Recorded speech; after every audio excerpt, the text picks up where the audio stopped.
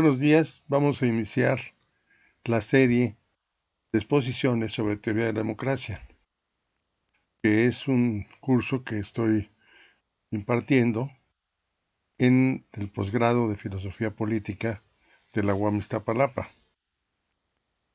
Podríamos decir que aquí vamos a hacer una exposición general del programa que vamos a seguir. Y voy a dar algunas ideas que después, en otros momentos, vamos a ir ampliando y analizando más ampliamente. Entonces, lo que el curso va a empezar con una idea de la importancia y la evolución del concepto de la democracia. Podríamos decir que al principio la democracia, digamos, se origina en Grecia y va a tener una serie de etapas en las cuales se van a desarrollar formas diversas de la democracia. A esto David Held, en un libro que se llama Modelos de Democracia, va a exponer algunas de ellas. Ahora, aquí hay que distinguir entre las que se realizaron y entre las que se propusieron como formas de democracia, pero que no se llevaron a cabo, o no se han llevado a cabo incluso. Porque Held habla de una serie de modelos, me parece muy bien, sin embargo, le faltan muchas otras exposiciones sobre maneras de la democracia. Bueno, sobre el tema de democracia ha habido muchísimos libros que hablan al respecto, pero hay un problema de fondo. Si nosotros podríamos decir que la democracia sería una apuesta a la transformación pacífica de la sociedad. En cambio, digamos, la revolución sería cuando no existe tal democracia. Que se requiere una transformación social, pero no se permite. Las fuerzas que controlan la situación, el Estado, por ejemplo, no lo impiden, y entonces existe una contradicción muy fuerte. Pues aquí en México tuvimos claramente el problema. En el caso de México, tuvimos una dictadura, la dictadura de Porfirio Díaz, que desarrolló una serie de formas industriales, impuso una serie de desarrollos económicos y sociales, pero mantuvo una serie de trabas. No había democracia, no había libertad de expresión, no había elecciones normales, y entonces justamente Madero va a lanzar la revolución a partir de la petición de la democracia. Sin embargo, se da la revolución y luego se establece una constitución en donde se habla de que se cumplirá la democracia, pero lo que no tuvimos es eso. Entonces, durante muchas décadas se mantuvo una situación de control del Estado y del partido de Estado que impidió, de hecho, la democracia. Entonces, se hablaba mucho de democracia, incluso en la Constitución se establecían tesis democráticas. En el artículo 3 de la Constitución, recordemos, cuando se eliminó la democracia, digamos, la educación socialista, se instauró un nuevo texto en donde se decía que el pueblo tenía que buscar una democracia, pero que no fuera solamente jurídica o política, sino que fuera una forma de vida, nada menos.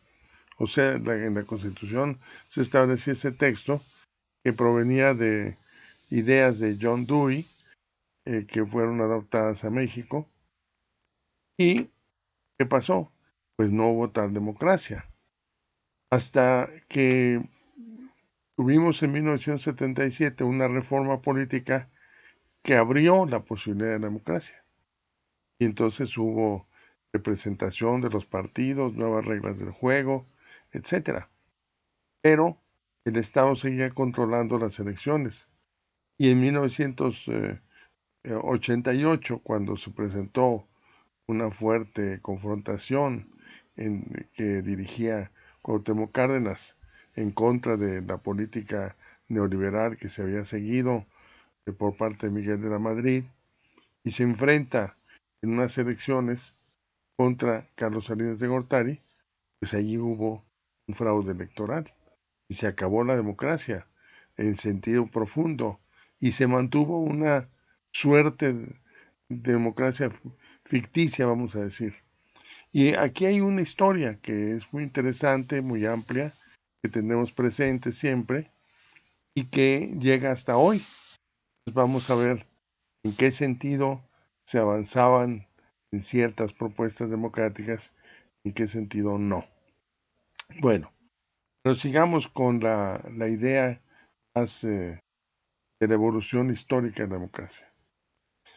El primer momento que tuvimos de la democracia fue en Grecia, como todos sabemos.